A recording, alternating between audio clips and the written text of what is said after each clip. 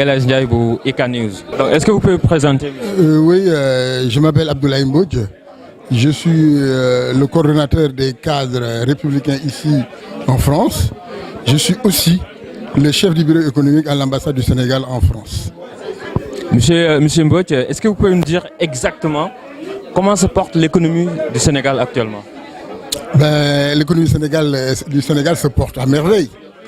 Vous n'êtes pas sans savoir qu'aujourd'hui au Sénégal, nous sommes passés à des taux de croissance de 6,%. Aujourd'hui, on parle de 6,8%.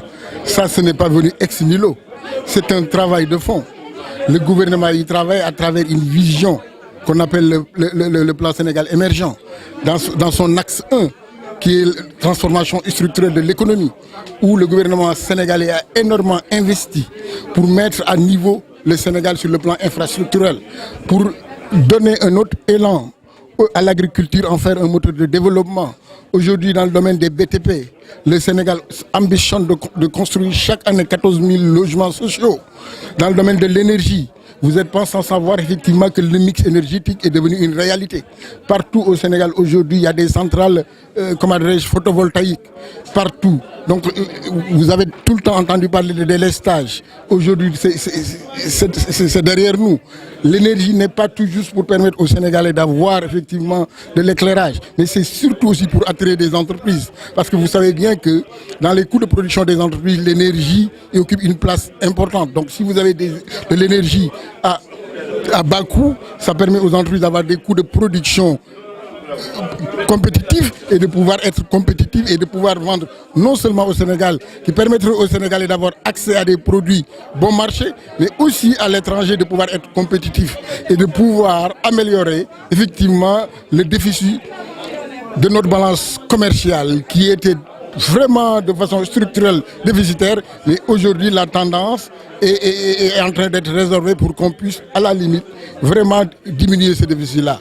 Aujourd'hui, à travers l'ACEPEX, qui est l'agence pour la promotion des exportations, le Sénégal aujourd'hui labellise des PME qui exportent maintenant partout, qui se déplacent partout, qui vendent les produits sénégalais. Mais mieux, ce qu'on cherche, nous, c'est de pouvoir transformer ces produits localement et de pouvoir les commercialiser à l'étranger. Ça nous permettra de créer de l'emploi, mais ça nous permettra aussi à notre tissu industriel de pouvoir être plus compétitif. Donc sur ce plan, le Sénégal est énormément fait. Plus de 1000 milliards dans le domaine des infrastructures, plus de 1000 milliards au niveau du secteur agricole, dans les BTP, dans l'énergie. Partout, il y a eu des investissements. Donc le Sénégal s'était engagé à travers son gouvernement à faire cela. Quand on a organisé le groupe consultatif, l'objectif, c'était d'avoir déjà les fonds disponibles, d'avoir un portefeuille de projets concrets. Ça a été fait. Aujourd'hui, le Sénégal vraiment attire énormément d'investisseurs. Quand vous allez à l'APIX, vous en rendez compte. Tout le monde frappe à la porte. Vous avez vu tous les grands chefs d'État des pays développés aujourd'hui qui font des séjours au Sénégal. Ce n'est pas fortuit. Derrière, ils sentent qu'il y a une certaine dynamique. Cerise sur le gâteau, les découvertes de pétrole. Voilà, aujourd'hui, le Sénégal tend à être parmi les premiers pays producteurs de pétrole et de gaz. Heureusement, c'est comme sur la mandature du président de la République qui est lui-même un pétrochimiste. Donc forcément, ce que l'on pouvait craindre, qu'on appelle souvent la malédiction du pétrole, risque pour nous d'être une bénédiction. Parce qu'à la limite, on est en train de mettre les jalons qu'il faut pour que cette manne, ces ressources-là, puissent exploiter de façon efficiente et efficace. Et je pense que tout ça est en bonne voie. En ce qui concerne les Sénégalais de la diaspora, par exemple, qui veulent s'investir dans leur pays d'origine, qu'est-ce que vous pouvez leur dire pour leur rassurer que franchement, ils peuvent se mettre à l'aise pour pouvoir investir dans leur pays et surtout dans le domaine de l'immobilier? Par exemple, un Sénégalais qui est là, qui veut se faire un toit dans son pays d'origine, est-ce qu'il y a un plan ou un programme spécifique pour ces Sénégalais de la diaspora? Il n'y a pas un plan, il y a beaucoup de plans. Parce qu'à la limite, c'était une problématique que les Sénégalais de la diaspora avaient posée. Parce qu'à la limite, quel que soit, n'est-ce pas, le niveau de vie qu'on a ici, à l'étranger, en France, nous tous nous ambitionnons de trouver un jour au Sénégal. Et quand vous retournez au Sénégal sans un toit, ça risque d'être problématique. C'est ce que le gouvernement a compris. Et ne voulant pas faire des Sénégalais de l'extérieur, des Sénégalais à part, donc on a mis en place des projets dans l'habitat social. Des projets qui sont exclusivement dédiés aux Sénégalais de la diaspora. Si vous allez au ministère de l'Habitat et du cadre de vie, il y a un service dédié aux Sénégalais de la diaspora. Il y a du foncier qui est disponible et qui est dédié aux Sénégalais de la diaspora. Donc forcément, on a voulu que les Sénégalais de la diaspora ne soient plus confrontés à cette problématique-là. Parce que souvent, les gens rencontraient des promoteurs véreux qui venaient, qui promettaient monts et merveilles. Aujourd'hui, tout ça a été encadré. C'est que je ne sais pas si vous participez parfois au salon de l'habitat, vous voyez que chaque fois, c'est le ministre lui-même qui vient avec son équipe et qui aujourd'hui vient avec des promoteurs que le ministère a labellisés. Donc nous savons certainement, parfaitement que ce qu'ils disent est conforme à la réalité, parce que ça a été vérifié. On souhaiterait effectivement que les Sénégalais de la diaspora, s'ils souhaitent s'établir au Sénégal, s'ils souhaitent avoir un toit au Sénégal, que cela se fasse mais très facilement. Et je pense que le cadre a été lancé. Aujourd'hui, les gens qui ont essayé effectivement à travers ce cadre-là d'investir dans ce secteur, je pense aujourd'hui sont très satisfaits.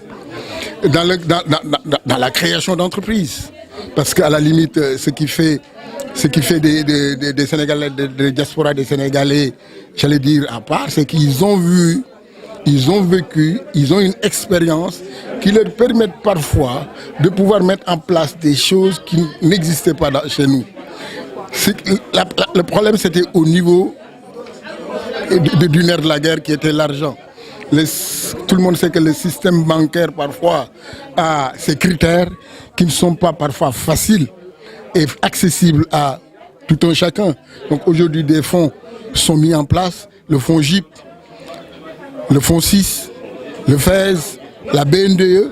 Donc toutes ces structures-là qu'on a mises en place ont pour vocation de pouvoir faciliter l'obtention de fonds pour pouvoir vraiment asseoir une activité économique, permettre à la diaspora, aux gens de la diaspora qui ont une idée de projet, qui ont un projet, qui viennent accompagner un industriel de pouvoir trouver un terreau fertile pour pouvoir mettre en place effectivement, j'allais dire, leur projet et que ça soit fiable et viable. Donc vraiment, toutes les conditions aujourd'hui sont réunies pour leur permettre d'y aller et d'y aller efficacement. Au niveau de l'APIX, il y a un guichet unique qui permet en un temps record de pouvoir créer sa structure, de pouvoir être, j'allais dire, une entreprise de droit sénégalais et de pouvoir bénéficier de tous les avantages d'une entreprise de droit. C'est au niveau du consulat ou bien c'est au niveau du Sénégal? Au niveau de l'ambassade, moi je reçois énormément de porteurs de projets sénégalais. Donc nous réfléchissons souvent. Certains viennent avec une idée de projet, d'autres viennent avec un projet, d'autres viennent avec des business plans, d'autres viennent avec des partenaires qui souhaiteraient mettre en place des filiales.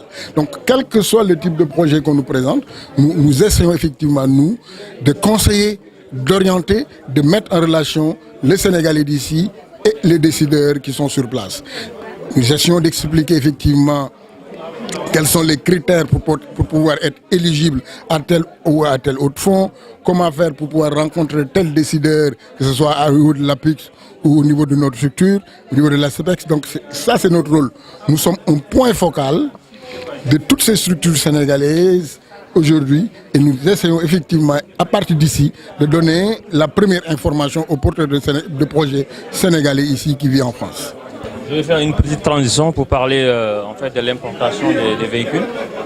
Est-ce que vous pouvez nous confirmer que le président va revoir sa copie pour pouvoir permettre au Sénégal de la diaspora de se procurer d'un véhicule pour leur famille?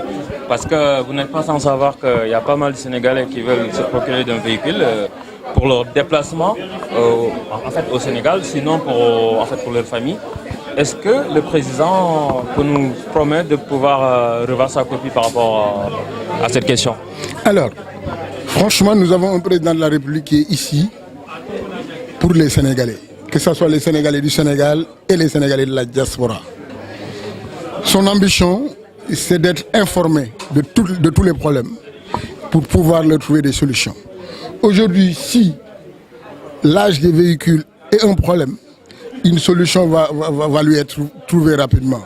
Nous, cadre de l'APR, de la diaspora, nous sommes en train de travailler. Mais il va falloir quand même qu'on fasse le tour du sujet pour voir si effectivement relever l'âge des véhicules est opportun, peut présenter un intérêt pour le Sénégal. C'est sûr que si ça présente un intérêt pour les Sénégalais, forcément ça peut présenter un intérêt pour le Sénégal. Et sincèrement, le président Lebel, tel que je le connais, n'est-ce pas, prêtera une attention particulière à cela. Nous lui ferons la proposition parce que c'est un problème qui nous revient tout le temps. Nous sommes en train de travailler. C'est sûr que nous lui ferons la proposition. On essaiera de voir dans quelle mesure effectivement l'âge, les 8 ans là peuvent être, j'allais dire, augmentés. En dehors de l'âge aussi, le prix de la douane est très excessif. Donc comment alléger à peu près la douane? Parce que voilà. Même cela, c'est des questions qui sont importantes, mais c'est des questions d'utilité nationale. Il va falloir effectivement qu'on fasse un arbitrage et que l'arbitrage ne lèse aucune partie